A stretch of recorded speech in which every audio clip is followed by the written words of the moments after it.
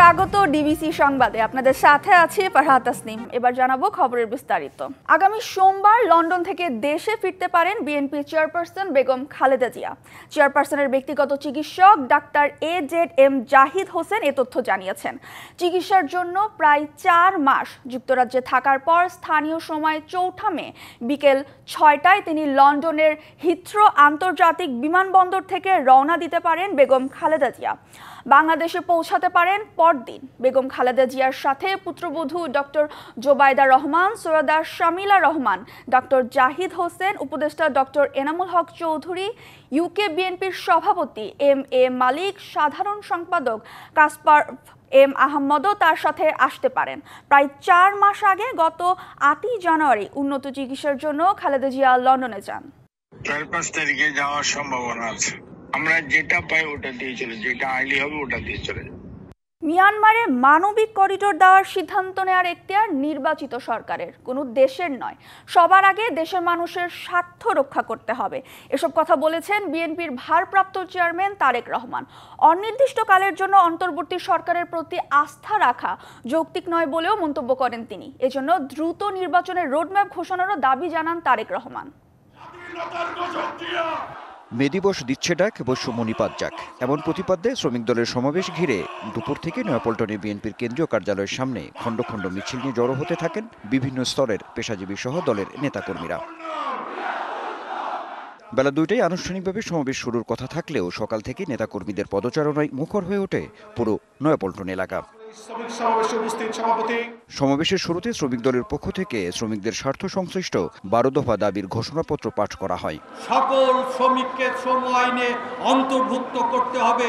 সমাবেশে যোগ দিয়ে বিএনপি মহাসচিব বলেন, দেশে অস্বাভাবিক রাজনৈতিক অবস্থা বিরাজ করছে, তাই সংস্কারের যেসব বিষয় ঐক্যমত হয়েছে শুধু সেগুলো বাস্তবায়নের পরামর্শ দেন তিনি। বলেন, দ্রুত নির্বাচন ছাড়া কোনো সমস্যারই সমাধান হবে না।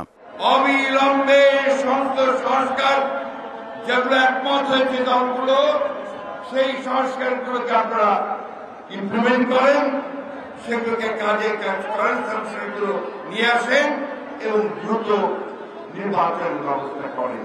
লন্ডন থেকে ভার্চুয়ালি যুক্ত হন বিএনপির ভারপ্রাপ্ত চেয়ারম্যান তারেক রহমান। মিয়ানমারকে মানবিক করিডোর দেওয়ার বিষয়ে আপত্তি তোলেন তিনি। আবারও সামনে আনেন সংস্কার ও নির্বাচন প্রসঙ্গ। করিডোর দেওয়া না দেওয়ার বিষয় সিদ্ধান্ত আসতে হবে জনগণের কাছ থেকে, বিদেশিদের স্বার্থ রক্ষার স্বার্থে নয়। অন্তর্বর্তীকালীন সরকারকে সবার আগে দেশের জনগণের স্বার্থ নিশ্চিত করতে হবে। সুনির্দিষ্টভাবে আগামী জাতীয় নির্বাচনের রূপরেখা ঘোষণা করুন। অন্তর্বর্তী সরকার নির্বাচিত সরকারের বিকল্প হতে পারে না উল্লেখ করে এই সরকারের যৌক্তিকতা নেই বলেও জানান তারেক রহমান। গণতান্ত্রিক আমি জনগণ মনে করে অন্তর্বর্তীকালীন সরকারের প্রতি অনির্দিষ্টকালের জন্য সমর্থন অব্যাহত রাখা যৌক্তিক নয়।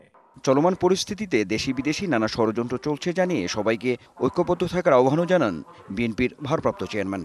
শ্রমিক সমাবেশে সংশ্লিষ্ট দাবি দেওয়ার পাশাপাশি বিএনপি নেতাদের বক্তব্যে নির্বাচন ইস্যুটি বেশি গুরুত্ব পেল।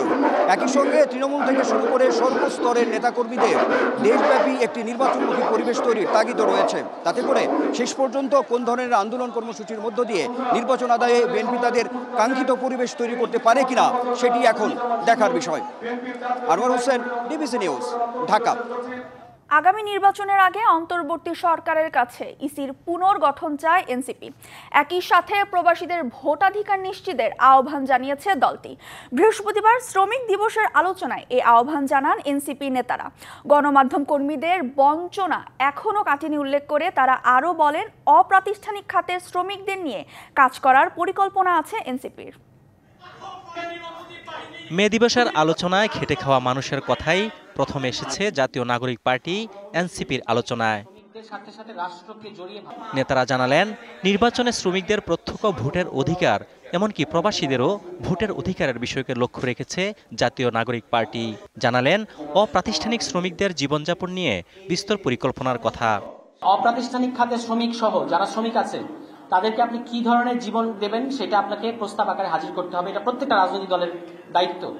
এবং যারা অপ্রাতিষ্ঠানিক খাতের যে শ্রমিকরা আমাদের পুরো ঢাকা শহরে আছে তাদেরকে যেভাবে ভয়ঙ্করভাবে চাঁদাবাজির মধ্যে ফেলা হয়, এইটা থেকে কিভাবে তাদেরকে আমরা বের করে নিয়ে আসবো, এটাও আমাদের একটা কনসার্নের জায়গা। মালিকদেরকে কিভাবে পুষিয়ে, মালিকদেরকে কিভাবে ফুলিয়ে ফাঁপিয়ে বড় করা যায় দলীয় পদ পোস্ট দিয়ে, আর সেই মালিকদের অধীনে যারা কাজ করে তাদেরকে দলদাস হিসাবে ব্যবহার করে যে বাংলাদেশের অর্থনীতি দাঁড় করানো হয়েছে, এটা অচিরেই ধসে পড়বে।